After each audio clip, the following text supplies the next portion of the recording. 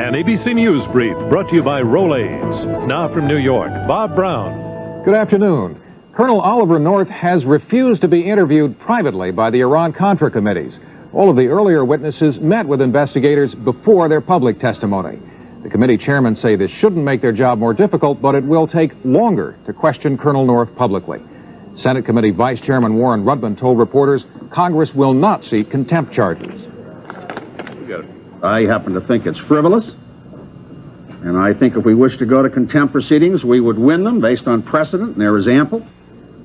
The Iran-Contra committees did meet privately this morning with North's former boss, Admiral John Poindexter. Betsy North, the wife of Colonel North, reportedly has refused to cooperate with Congress and the federal grand jury investigating the Iran-Contra affair. Mrs. North's name came up when the businessman who helped in the arms deal testified he tried to channel money into a bank account for North's family.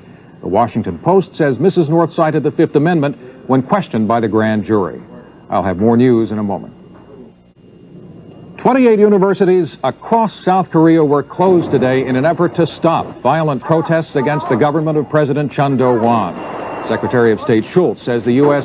is urging Chun to resume talks with opposition leaders, but the United States has only limited influence.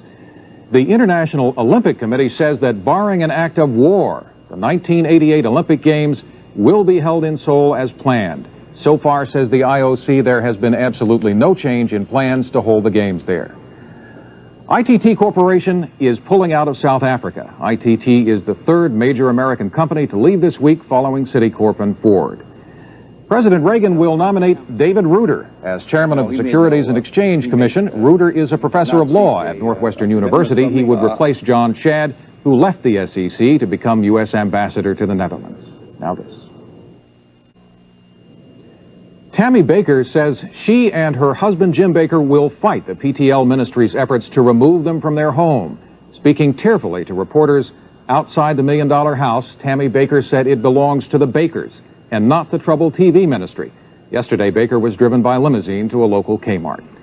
And that's News Brief. I'm Bob Brown. More later on World News Tonight with Peter Jennings.